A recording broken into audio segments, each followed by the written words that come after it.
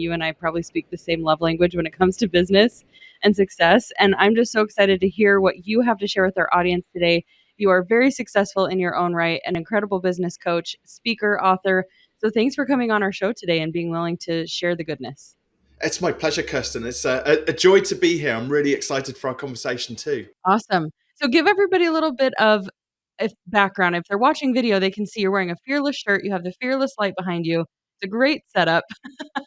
This is a huge root cause of a lot of the things that keep us stuck and not even moving forward in business. And we're going to get to some of the technical, but let's start with the glaring obvious, what it means to be fearless in business and a little bit of your story and how you got to this point where you're sporting the shirt. Yeah, well, I literally I wear all of the t-shirts. I've won them all over the years. So I've been in business for 20 years, and there was a point. So my first business, I was running a marketing agency, doing web design and branding, and of course, I didn't know what I know now. I ran that business for 12 years, and by the time we got to the end of the 12 years, I mean, it's a successful local agency, but I was quite naive. So I grew that business and ran it mostly through my 20s. And was very much like, I know everything. I can deal with all of this on my own. I wasn't really into sort of self-development, personal development for a majority of that time. And then just one day in between children, so my youngest daughter was about 18 months old and my second daughter was about to arrive. I just had this epiphany where I was like, I was working late nights. I had a team of 4 people who were slightly dysfunctional, possibly because they were managed by me. I had 180 bosses, i.e. clients. And it didn't feel like all of the energy and time and love and care that I poured into this business was really tantamount to what I was extracting back out of it. And I faced this prospect of going into my second, term of paternity leave, almost already like having written it off and knowing that I was going to have to rush back to the office so that I could, pick up my business. And with hindsight, with what I know now, I probably would have thought more so carefully around putting a manager in place and having somebody else run that, and it was at the size where I could afford to do it, but I didn't know that. So I quit. I didn't know what else to do. So, but in the process of sort of leaving the agency behind, and thankfully my clients and my employees were really supportive of, they could see that I was struggling mentally with the whole, figuring out what to do. So they were brilliant. But in closing the agency down, I ended up ultimately lucked out. I had an offer for it. Somebody heard that I was going to close it and they made me an offer for the client base and some IP, which I built within the business. And this is really where kind of my personal development journey started. And being an introverted web designer and stepping out into doing mentoring and coaching and things like that, I knew that I had to get on stage.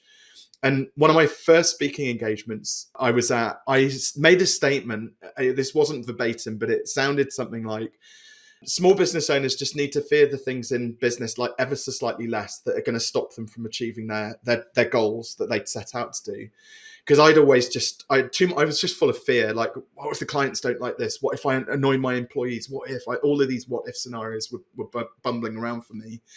And one of my best mates at the time, and this is in the middle of a talk in front of 100 people, he stands up and he goes, "Hey, Robin, the fearless business coach." And it's stuck ever since. That obviously became the brand which we've got now. But I see too many business owners essentially, and you must experience this with the clients you work with as well, where just seemingly it's big stuff to them. I get it. But in the grand scheme of things, it's small stuff like, oh, I'm not making enough money. Maybe I should increase my prices. Oh, nobody will buy. So the fear immediately comes out. Or going along to like a networking meeting and, oh my God, I got to do a 60-second pitch. Oh my God, that's so scary.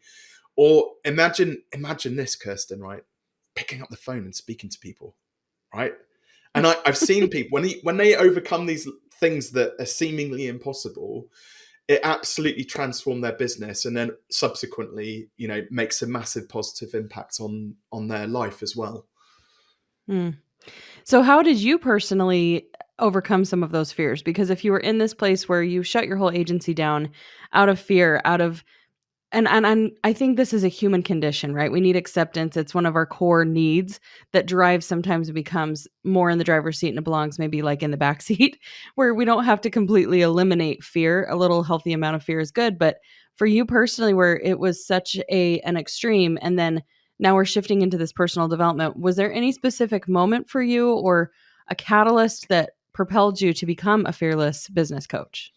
Yeah, the main thing first of all was like intentionality. So being hyper intentional, it's like, right, if I'm going to do this thing, I'm going to make it come hell or high water. It's gonna work.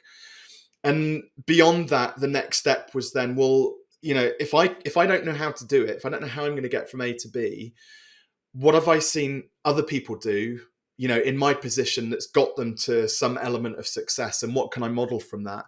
Not going to use the word copy, because I think, like, there's because at the end of the day, you could just go out and copy somebody else's business. But the challenge with copying, and this is the first mistake that I see a lot of business owners make, they go and look at their competitors, which is the right thing to do, but they assume then that that must be working for those people. And quite often, those businesses that they're about to copy, they maybe aren't profitable, or maybe those business owners, like me in my agency days, are working all hours under the sun. So there could be things which aren't really working in the business. So I'm always like, go and look at your competitors, or go and look at other people in your sector and see what they're up to. But don't assume that everything is working really well for them. You've got to interpret what they're doing and model it into your own business. And from there, you can then start to take steps that maybe you wouldn't do. So for me, for example, I was like, well, most of the coaches, because I was going from 12 years running an agency into coaching, so it's a completely different niche for me and business. But I was like, what are other coaches doing? Well, I see a lot of coaches appearing on podcasts, so I'll try and get some podcast interviews. I see a lot of other coaches speaking from the stage, so maybe I should try and get speaking gigs. And the thing is, I'm also, you may learn this about me in due course, Kirsten, but I'm pretty stubborn. When I've got an idea in my mind about something I want to achieve, I tend not to stop. And I don't necessarily choose the most optimal route to get there, but my determination oftentimes gets me through it. So I really like, what a really good example of this is, I'd never spoken before. So why would somebody book me for a speaking gig? Right. And yes, I had a book. I had some element of authority and credibility behind me, but I couldn't get any speaking gigs, and certainly not paid. So I thought, well, what else could I do? And that's a great question you can ask. If you're thinking, I can't do something, you're never going to make it. But if you're like, well, what can I do? What do I have to do in order to achieve this thing? So I was like, what could I do? I'll put on my own event, and then I'll book myself as the headline speaker for it. Now, I didn't, little did I know. So there was me and another speaker, and we ended up with 80 people at that first event. It was absolutely fantastic. It blew my mind that I could use my marketing knowledge and get people in a room together. And we put on a fantastic event, but it was always ever going to be one event. But these people kept on coming up saying, Robin, that was brilliant. Like, when's the next one going to be? And I'm like, next one? I hadn't planned for it. And that networking event, which I created, and my first ever speaking gig, well, first of all, it led to 3 more speaking engagements at other local networking businesses, because I was in competition with other networking groups. They came to check me out, and then they're like, oh, this guy's actually pretty good, so we'll book him. So that was the first bonus. And we ended up running, me and a friend of mine, 40 of those events over the sort of subsequent 5 or 6 years, which was a really great springboard for my own sort of profile and getting my name out there, and obviously networking with lots of business owners. So again, like, it's a happy accident. And we also, one of the things I love to do, sorry, I'm going off on a bit of a ramble here, but hopefully this is helpful. Great. I think it's really important to align, like, too many people start business just for the money. And I know profit is important in pulling, like, we've got to pay our rent, put food on our tables. But one of the things we immediately did with that event is we put an element of like giving back into it. So we ended up raising about £10,000 for my split between 2 charities, my charity and my partner's charity, who was helping me run it. And again, that gives you like this sense of purpose that's just slightly outside of just doing it for business and making money.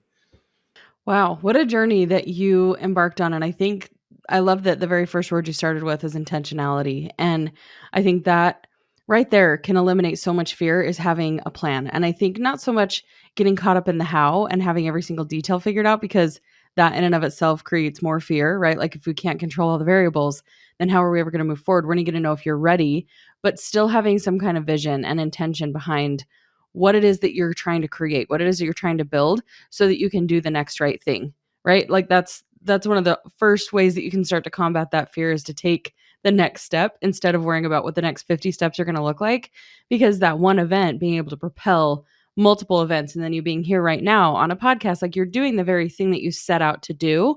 And when you agree that most of the time that's what holds us back is we don't even know what we want. We don't even really have any kind of idea of what we're striving towards. And so it's easy to get confused and stuck in fear because we can't even paint the picture of where we're going. And nobody wants to step into a dark room and try and feel their way around. Like we have to have some sense of direction.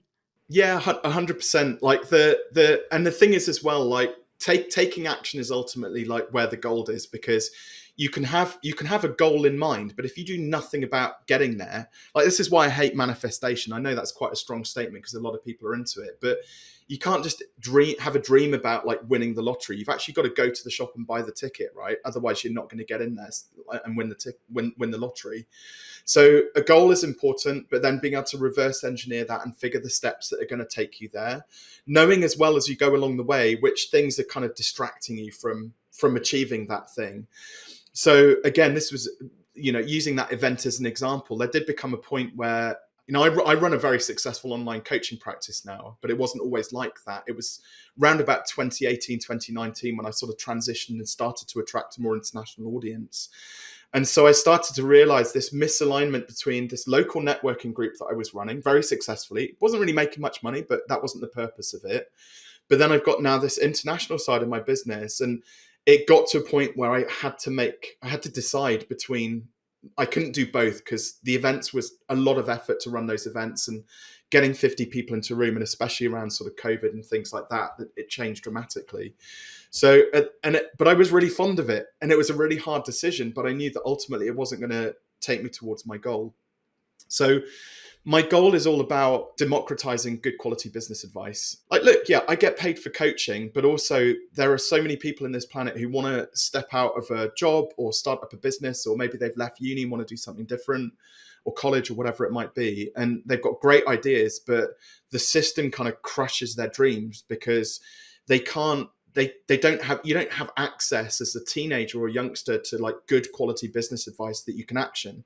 And you got like Gary V, like, yeah, hustle, grind. It's like, well, what does that actually mean? Like, it doesn't help me choose an idea for that. So one of my side quests, which I'm on, is, yeah, I've got a successful coaching practice, but how can I impact 10,000, 100,000 people who otherwise couldn't afford high quality, business coaching? And that's why things like events, having a YouTube channel, getting onto podcasts and sharing a message, building that platform, writing the books. My goal is I give away 3,000 books a year, and I know that where I might get 30 clients from those books, 2,970 people have benefited from the advice in them, which I genuinely just give away for free. So that big goal is like, hey, let's democratize good quality business advice and impact 10,000 people. How am I going to do that? Well, all of the things which I've kind of described there, but then there are these distractions which kind of take us away from it. Next shiny thing which comes along, like, but it's hard to discern always. You have to maybe try the thing, realize it's taking you off in the wrong direction, course correct, and get back on track again. You just described the life of an entrepreneur, right? I mean, if I could describe the last 10 years of my life, that would be it. Is you have this direction, you have the sense of where you're going. Sometimes there's pivots where you decide to go a different direction like you did with transferring all of that experience and passion from the agency into a coaching practice. And then you're still going to have pivots along the way, and it is keeping your eye somewhat focused on, I think, the underlying thing that you're trying to create, which is typically for every entrepreneur, impact, influence, income. There's so many ways to do that, and it's so easy to get distracted by all these different modalities, and I think it's just the confidence of knowing the path that you're trying to build out for yourself that's ultimately going to help you say no to a lot of the shiny objects, which I think is maybe the single hardest thing about entrepreneurship is saying no to everything so that you can say yes to the one thing. So with your business too, with being able to reach so many people, you have the book. I know something else that you speak really intently about is being able to productize your business. So, can you talk about what that means and what your approach to that is when it comes to being able to make the impact we want as entrepreneurs? Yeah, so it comes from, again, one of the most common mistakes which I see. So I work a lot with service client businesses, so typically sort of coaches, consultants, freelancers. But imagine a service business that's selling time for money. And I have this theory. It's quite a strong opinion, which is that charging an hourly rate is actually unethical. Because if I give you a couple of examples, it will hopefully make it sort of explain why, and then we can go into the productization piece. So Imagine you were in the market for a website, right? Something I know well. It's what I used to do. And you got three web designers who are sat in front of you. So web designer number one comes along and they're like, right, Kirsten, I'm going to build you a website. Very excitable and, really enthusiastic. And they go, right, I reckon it'll take me about 20 hours and we'll charge you $50 an hour. Does that sound okay? You're like, yeah, okay, that sounds fair enough. Off they toddle, go and build the website. And what they forgot to tell you was that they've only just started out. They're not terribly experienced. Somebody told them they could make a business building websites. They just started doing it. They come back 3 months later because they're not charging enough money. They've got too many clients. So it takes them ages to do it. And worm betide, they've forgotten to do the blog and the shopping cart, which you asked for. And you're thinking, okay, can you please add those on? And this person says, well, I can add them on, but it's going to be another 10 hours. Are you happy with that? You'd be like, no, I'm not happy with that. We agreed $1,000, right? So they reluctantly agreed to do the work. You're annoyed that they haven't done what they said they were going to do. They're annoyed because they feel like they're doing work. So this is our first clue that hourly rates don't really work for both the client and the service provider. And we get a bit of resentment building up. Web designer number two comes along. So they've been in the industry for ages, but they don't know what Kirsten and Robin know about pricing. Okay. So they're still only charging $50 an hour, but because they're experienced, they come back a week later, beautiful website, very functional, got the blog, got the shopping cart, but there was only 10 billable hours in it. So they're going to get paid $500. And you're thinking, well, hang on, the person who is less experienced and does a worse job gets paid twice as much as the guy who's experienced and does a better job. Go figure. So again, that's our second clue that hourly rates are fundamentally flawed. They don't really work. So then we've got Eva, our third web designer. Eva comes in, she's a website ninja, right? She's been doing this for years, builds brilliant websites, really understands her target market, and she only solely works with coaches. She'll have your website set up in 72 hours, and within 1 month, you'll be getting 15 to 20 leads, religiously, highly qualified leads each and every month for your business. So you're thinking, wow, it sounds like a dream. This is exactly what every web designer should be selling. So Kirsten, ask me how much it is. Yeah, how much is that? So 10K for that website, but with the caveat that if we don't generate those 15 to 20 leads a month, our Eva will refund you all of the money and she'll give you $1,000 for wasting your time. Wow. Which of the three do you want to buy? Definitely Eva's. Eva's, right? So, and this is what it comes down to, right? So Eva understands like how to articulate the value. It's focused on the client results. It's a packaged up offer. So we don't need to know about HTML standards compliance or search engine optimization or funnels or any of that kind of stuff. It's just like, we're focused on building your business. If your business is successful, so is mine. And I think a lot of business owners, especially in the service space, and I was guilty of this in my agency days. I'll be honest, I found it easier just to sell an hour for $50 than I did to sell websites at 5 or 10K. I was afraid of like, oh God, what if the client says no? But the reality is like, the goal is not to enroll as many clients as you possibly can do. If your business is optimized for profit, which is what, when you sell packages, products is all about, because you know all of the inputs, you know what the outputs are, you know what your profit margins on that are. If the profit margins aren't enough, well, you just increase the price of your product so you can adjust those levers. The goal becomes, how can I build a highly profitable, sustainable business? There's 3 steps. I don't know if it's useful at this point, Kirsten, to go through the 3 sort of critical steps for productizing a service to sort of summarize Eva's product. Cool. So step number 1 is identify what is the dream outcome you're delivering for your clients. And you have to put yourself in their shoes and articulate it from their perspective. And don't talk about any technical stuff, any technical jargon or what you do or anything like that. They might ask for it. You might go through it later, but focus on the dream outcome or result you deliver for your clients. Second step is, can it be delivered in a fixed period of time? And this is where the first swear word happens. I'm not actually going to swear, but it's called "it depends." And we have it at Fearless HQ. It is a swear word. We get people to pay into the fines kitty for that if they say it. It depends is code for, I do too many things for too many different types of people. I haven't systemized my service or built any processes around it. I kind of just wing it and make it up. That's what it depends means. So, and where I'm like, can you deliver it in a fixed period of time? Well, you've got to remove as many variables as you can. So you deliver that same product consistently over and over again with the same outcome for each of the clients that come in, which means you've got to do one thing really well for one specific type of client. and then it becomes much more predictable. So can it be delivered in a fixed period of time? And then the final thing is, can we then attach a fixed fee for it? And again, that's where the second swear word comes in. It depends. Oh, well, what if the client does this? Or what if they don't do that? Or what if this happens? The world ends. But ultimately, like, there is a natural tipping point, a price point where it doesn't matter what the product is, where if you sell it at this price point, it kind of covers off all of the variables, all of the things that could potentially go wrong. It means that you might not convert as many clients, but probably the ones you do end up working with are better quality, more qualified. Because they're investing more, they tend to lean more into the process and follow simple instructions, again, so you get consistent results. And the Mm. nice thing is, like, when you get, all three of those working in tandem, and you can do some really basic maths around it to make sure that the whole thing economically stacks up. So you'll get a picture, Kirsten. I'm a bit of a geek when it comes to numbers. Like, maths was my major, basically. So, but we can do some really simple business maths, right? If I want to earn $100,000, and initially I'm like, oh, I'm going to charge $1,000 for this website thing I'm going to sell. We take that one number and divide it by the other, and it means we've got to sell 100 of our widgets. Now, if you're looking at that going, holy shit, how do I sell 100 units? How do I sell 100 things this year? I can probably only sell 20. That's, again, another clue that our idea of our pricing isn't quite right. If we've only Mhm. got 20 units of capacity, well, we do 100K divided by 20, and maybe the price point needs to be closer to 5K for our product, service, widget, whatever it is that we're selling. And that's where you then have to probably need the help of a coach or mentor or somebody to help you, like, understand how you sell that thing, how you articulate the value around it. Or better still, and this is my favorite, we don't just 5x the price.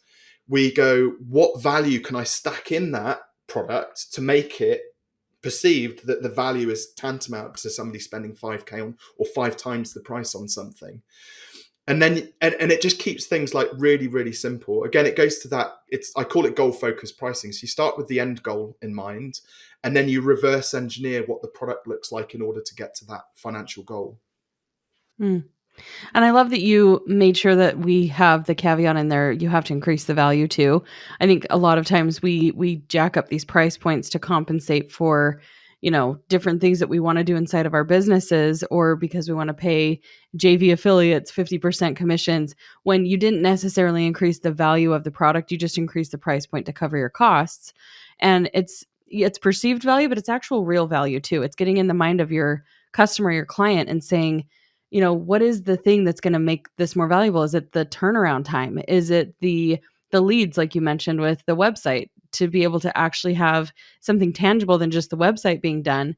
And I think that's so much easier to do than most people think it is. And instead they add more, and more isn't always value. I've discovered that with my clients when I've done marketing services. I've had an agency model before too, and it was so amazing to me that when I increased price and increased value in a different way, it wasn't that we were like doing 30 more things. It was we were doing two things really, really, really well, to where they had a very strong deliverable. And that's so much easier to work with and plan for too, to be able to actually meet that goal of 20 clients, if that's the number that you're shooting for, because you're not offering the moon, you're offering something really substantial and specific. And it's so much easier to replicate over and over and over again. And so for those who are in that mindset still, who are wanting to charge $1,000, maybe they don't feel like they have quite enough experience, or people aren't going to pay. What are some of the key things that you coach people with to help them overcome the scarcity mindset when it comes to charging those prices? Such a great question. I love this question. So, Kirsten, are you willing to play fearlessly for a moment? Yes, let's do And you, it. you don't know what that means, but what it means is we're going to No. do a little bit of coaching now, and it means that. And by the way, you can stop me if you don't want to share this. I know it's your podcast and it's your audience. There might be things you'd rather keep, But if we can play a little game, I can demonstrate it, and it might be a little bit more impactful. Yeah, So, this is fine. thinking about your business, Kirsten, is there a product that you're thinking about either launching or maybe productizing a service, or that you think would be, like, just something you kind of dreamed of bringing into your business? Yes. Could you share it? Do you want to share it with us? Oh, you want details? Yeah. Yes, and I think everybody knows listening too. I'm a host, a creator here on Millionaire University, and I also have my own business. And like I said, I've been in the marketing space and I'm transitioning more to business coaching and emotional intelligence coaching. So I'm going to be launching one on one and group coaching as well as a membership. So I've been building out this offer suite, just in the early stages of building this out right now. Excellent. So, well, firstly, congratulations, because I'm excited, always excited when a coach is about to launch a program. So I'm like, yes, more people are going to get access to coaching, which is great. Let's think about we'll think about the one-on-one, if the one-to-one side of things, if that's okay. So before we'd had this conversation and knowing what you know, I mean, you're a very well-established business owner anyway, an entrepreneur, but Mhm. before, you might have to just ham it up a little bit for your audience, but how would you have gone about charging for the one-to-one previously, do you think? I mean, I can tell you there's always a battle, right? Even though you have this more information and I have this total perspective of charging a higher value, I still feel like there's a part inside of you that's so afraid to actually do that. So, I'll even tell you just yesterday I was having conversations with a couple of people who really want coaching, and my mindset is like, "Well, I'll charge you a lower price until I'm a lot more established and you can kind of be my guinea pig, my beta tester," which I think there's value in that. But I was asking myself, if I've invested thousands to become certified in this modality, I've actually seen that the fact that I've invested a ton of money is the part of the reason that it's been so successful, because my habit before is invest a little and only give a little, and then I change my mind and pivot. So I'm having to look at this as, how can I overcome the discomfort, especially when it's people that I know, to charge the price I know that this is worth. So I was, I know that on the horizon, I would love to be charging. My plan is, five to $10,000 a month for one-on-one coaching. Right Okay. now, I'm like, I don't know, like 1,000, 1,500. 1,000. Is that Okay, too good. much? So 1,000. And how long would somebody coach with you for typically? 12 weeks.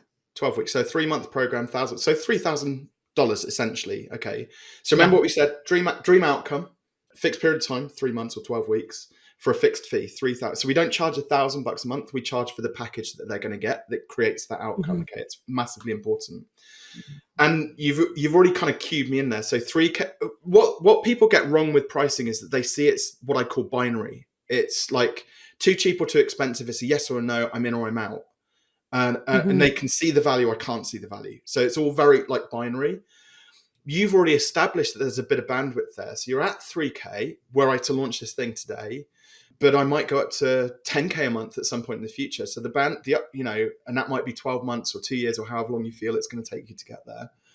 So the bandwidth is actually 27,000 numbers between 3K and 30,000. Okay. Now I already know that you're worth more than that. Okay. So this is where, do you know the guy Darren Brown? Have you heard of Darren Brown? Seen any I of his work? haven't. So he's a mentalist, essentially. Who's another famous? I can't think of any other famous ones, but you don't need to say anything at this point, okay? And I'll talk, for the people who are listening to this, not seeing it, I'll talk them through what happened afterwards.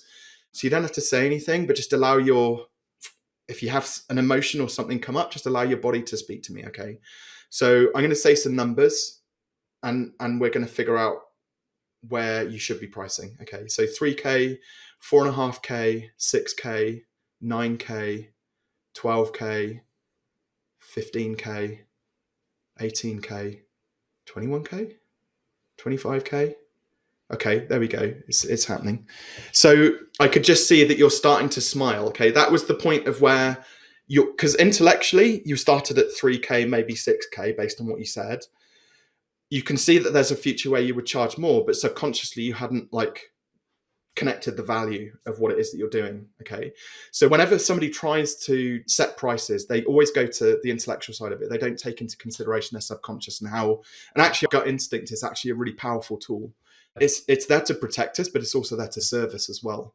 And you went between about 18 and 21, you went from just inside your comfort zone to just outside. And I could see the smile of disbelief. Oh, really? Am I really worth that much? Started to creep in, right? So your body language showed me that.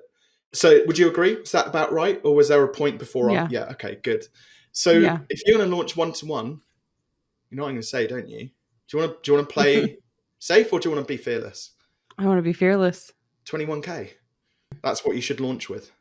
Okay, now what do we do when we move into that discomfort? Like, how do I get from "are you crazy" into okay, let's do this. Like, what needs to happen?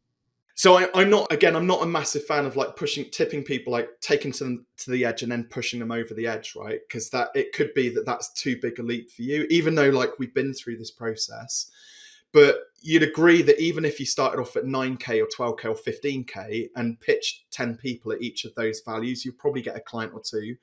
And as you do that, your confidence is going to grow. So again, it's what we call graduated pricing. We grow into our pricing. So ultimately, like, you can get there now to 21K. It might be we just pitch 10, close a couple, pitch 10, close a couple, pitch 10, close a couple, and increase the price each time, and gradually get to that point based on your level of confidence. Or you just jump straight in at 21 and go for it. And that's the choice. That's the choice which you make. I've done this exercise with probably about 1,500 business owners, and I always have a bet with them. So we have witnesses here, Kirsten. If you pitch 10 people at 21K and you can document that process, however you choose to do that. Zoom, I find, is the best bet. Set it to auto record those sales conversations, okay? Pitch 10 people, commit to 21, pitching them at 21K for one-to-one. If all 10 say no, right, and we can talk about installment plans and various other things to reduce friction, but if all 10 say no, I'm going to hire you myself personally at 21K, right? But there's a Okay. caveat to this. If you get to 5 people and those first 5 have said no, you have to book in for a coaching with me, okay? And we'll go through and I'll teach you some techniques around like sales and how to articulate your value, handling objections, how to reduce friction in the sales process, and various things like that. And as part of that, I'll have to look at some of those calls which you made. That's why I want you to document the process. Because quite often one of the things which I find is, as much as you can teach people the theory about it, they're like little sales hand grenades, like send them in, they just explode, like, in front of the prospect. And because they either like turn to mush and can't remember what they said, or they just get it all wrong or in the wrong order or things like that. So, and I actually think, again, this is a bold statement, but a lot of sales coaches are very like unethical in the way that they teach people. Like, here's the theory, now off you go. And they think their job's done. Actually, seeing somebody sell out in the wild is one of the most useful things that you can do as a coach. Like, it's also one of the things I enjoy the most, because I can actually see you pitching your offer and having that interaction with somebody, in the body language, the tonality, the pacing, you matching their energy, all of those good things. And when I do a sales call critique, I literally, minute by minute or second by second even, I go through and document everything that I see and hear in that conversation. And you can see the amount of, like, you get 4 or 5 pages of notes from me for a 30-minute sales call. And I'll go through that process with you. And you up for the challenge? Do you take that bet? I mean, it scares everything out of me, but yeah.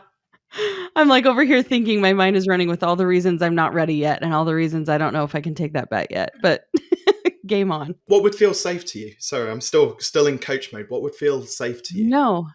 I think it's just the factors of I think it's so fascinating to look at, like, subconsciously what I want, or just the way that my body was reacting compared to the logic, because I'm still in logic of I'm not even, like, ready yet. I'm still getting certified, and I'm still in the mindset of I'm learning how to coach people through this modality, and so I think there's just I know that the mode and my experience are totally worth the price. I think it's just the fear of not being able to deliver that yet, like feeling like I need more practice or more. And I know that's fear, and I think it's a little bit of like trying to be responsible too, and Yeah, yeah, wanting to show up and confidently pitch that.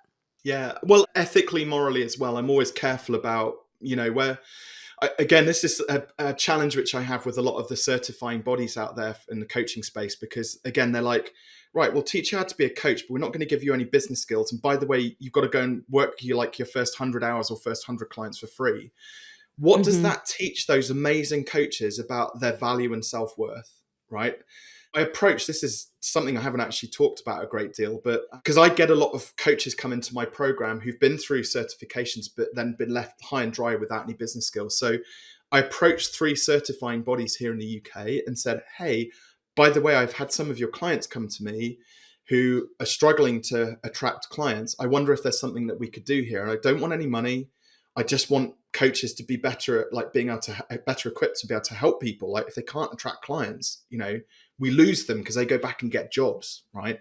Mhm. All three turned me away. All they were focused on was certifying coaches, and I was like, that for me feels a little bit irresponsible. Yeah. I do genuinely believe when coaches get out there, and you can mitigate these things. Again, I'm going to be careful about the words which I use because there are ethical and moral boundaries here which you can't cross. So, for example, with let's say something like nutrition coaching, you couldn't offer a guarantee on that service because it's the body which you're dealing with, and Mhm. guaranteeing weight loss as a service, for example, where you can see all of the pitfalls and disasters that could come along with that. So there's an ethical boundary there. However, what you can look at is what I call a perceived value guarantee. So, hey, Kirsten, so this is what it sounds like. Kirsten, we're going to work together for 3 months. And if by the end of the 3 months you genuinely feel like you haven't had value for money, we'll have a stand-up, grown-up conversation, and we'll talk about either a partial refund or full refund. Mm. That's not guaranteeing an outcome. That's about value for money. Because again, something which I've noticed is like coaches especially give their all, right? And well, all business owners, they give everything a lot of the time into getting that dream outcome for their clients. And despite the fact they've thrown the kitchen sink at that, the result doesn't happen. But the client knows if the coach or their consultant or freelancer has put the time, energy, and effort into making things work. So that and they then look at their own set of responsibilities, things which they had to do, and whether they put, their effort was tantamount as well to or contributory towards getting that result or not. So Mm. you might not get that desired outcome, but the client might still feel they've got great value from the work which you did together. So I always approach things like never offer 100% money back guarantee. It's too gimmicky. It's not necessarily ethical, but could you do like a some kind of a perceived value, money back guarantee on it? Yeah, that's interesting, and I think when you're providing a service, there's a tangible deliverable, right? When it comes to coaching and so much of it being dependent on the client and the action they're taking, and there are so many more variables, then it can feel a little bit more intimidating to hold to that price point and be able to guarantee any kind of outcome. So I think that's an important point that you brought to the table, and I think that's where a lot of the fear does come from when you're providing coaching. And it's so interesting to hear you say that. I kind of forgotten this, but before I was doing marketing, and that was a lot of the clients that I had coming to me as well. Like they had the coaching certification, no marketing or business background. Thankfully, I have that. I'm similar to you where I have the marketing knowledge, and I think it's going to help the coaching be really successful. But I think it comes back to that. That's where fear comes from, is you don't have a plan. You don't have any kind of directive. You have all this passion. I don't think any entrepreneur lacks for passion on desire for changing the world, right? That's why most of the great entrepreneurs, they all start that way. We all feel that major push. And it's not whether or not you've been passionate enough that determines success or failure. It's what you did with that and the frameworks that you attach to that. And if you are willing to keep showing up and learning and pushing through the fear, that determines whether you're actually going to make it and learn what you need to do to take all this excited energy and knowledge and information to other people, not just your level of excitement and whether you finish the certification program. That's going to determine that. That's it. And like that fear, that however you want to define that feeling, I've defined it as fear, basically, or fear, being fearless. But quite oftentimes, that little bit of resistance that you feel inside yourself, that if you or when you get through that thing, it's normally beneficial. Hmm. And then you move into other fears around like, well, fear of success. What if I do this thing and then it works out and then I'm really busy and now I can't spend time with my family? So we have other logical and illogical fears as well that are sort of wrapped up in that feeling that we get, the resistance, which everybody knows what that feels like, Yeah. good or bad. And from my experience, if we want to put some numbers on it, when that feeling appears, like because fear is genuine, fear is real. I always say that to people. It's not something that we should overlook or like suppress it or devalue it. Fear is genuine and it's real. And but the reality is, in the business sense, especially in most Western cultures or most cultures these days in business, like genuine fears are like, walking across the plains of Africa where you could get eaten by lions and hippos, right? That's a genuine thing to be afraid of. But in business, the reality is there's only two major things that could potentially go wrong. You lose some money, or maybe you look a bit dumb. And actually, both of those can be mitigated. Both of those can be overcome in some other way. You know, you lose a bit of money, business doesn't work out the way you say, okay, I'll go and get a job. Yeah, it's a bit disappointing, but you can overcome it. Look a bit stupid. Well, let's face it, most people are so busy these days that like you're the only one who remembers the dumb shit that you've done. Nobody else remembers that stuff. But normally it's us, like me. I'm the one who remembers all the dumb stuff that I've done. Everybody else is so busy they've forgotten about it by like the evening or tomorrow. So again, Mhm. looking stupid in business is not something really to be afraid of. And something like, I don't know, doing some reels for your or some TikToks, for example. Like, what are people going to think of this work? Well, if you don't have much of a following, like rarely anyone's going to see it anyway. So why not just do it and have a go anyway, and see if you can find a way to make it fun and exciting. Mhm. And you never know, it might actually help grow your audience, and then you can start to worry about what content, you know, in more detail you're going to be putting out. Yeah. Doing the 60-second pitch, I learned a really valuable lesson about this actually very early on in my coaching journey. Do tell me to shut up. I love talking, Kirsten, as you probably gathered. No, So that's your do own quiet me up podcast. if I need to. I went to this 60-second this networking meeting, about 40 people, and they all do these really like icky like 60-second pitches, right? And you can't remember 40 60-second pitches. Anyway, I noticed everyone when they stand at, hello everybody, so that's the first thing they say, and then they go, so I'm Robin and I do coaching, so I help these people, and these people. And so every single one of them started with I or me, or like, this is what I do. So I stood up and I said, I just reversed the pronoun for it. I just said you. So I said, you're a busy individual. You probably get amazing results for your clients. You undoubtedly absolutely love what you do. But you're really struggling to make ends meet at the end of the month. Who feels like that? Hands went up. And this is during a 60-second pitch. I'd done this like mini 60-second keynote and like tapped into the heart of like, and guess what? I had a dozen people come up and speak to me afterwards just by changing, Mhm. like making it about me to making it about you. And just little lessons which you learn like that along the way. Now, I felt so awkward as I was making that little speech because I was doing the opposite of what 39 other people did. I felt that feeling, that resistance, the icky, like, oh god, like, what am I saying? But it just came out. And then afterwards, I was like, God, I worked out really well. So that's now my pitch. I tell that story about whoever sat in front of me, and it just immediately builds that connection. So yeah, lean into that resistance, whatever it is. Yeah. Well, I mean, it's becoming a cliche thing to say, but and I think there's even a book titled this, but the obstacle really is the way. Like the way to success is just to go through it and to do the uncomfortable. And that's everybody who's on the other side of success understands that they had to make it through those really uncomfortable moments.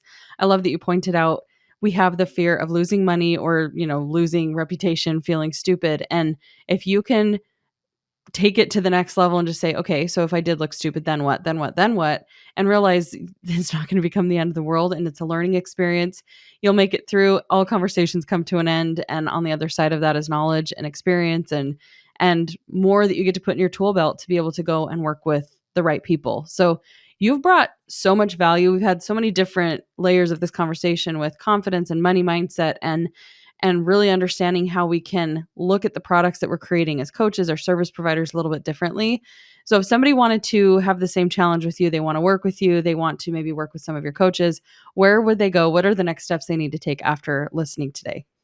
Yeah, absolutely. So I got two things. So the first one is I'm trying to grow my YouTube channel at the moment. So I'd love to get some more subscribers on there. So if you go and search in YouTube for Robin Waite, Wait with an E on the end of it, then you should hopefully find me and my channel. Give it a little subscribe. I'd massively appreciate that. And then the other thing I mentioned about the books as well. So I've got signed copies for all of your listeners, Kirsten, of Take Your Shot. And literally I sign it. I package it, I walk it down to the post office, hand it over to Pauline, and then she ships it to anywhere in the world.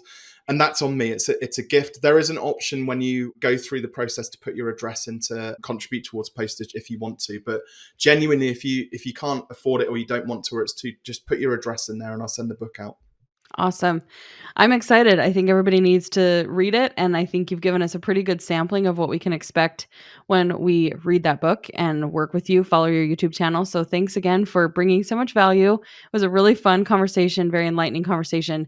I'm impressed that you made me feel uncomfortable for that little conversation, but in a good way. There was some growth that happened, so lots of value for me. Hopefully everybody else had to feel a little bit of that discomfort too, and ask themselves those important questions. So thanks again, Robin. This was awesome. My pleasure. Thank you, Kirsten. Absolutely.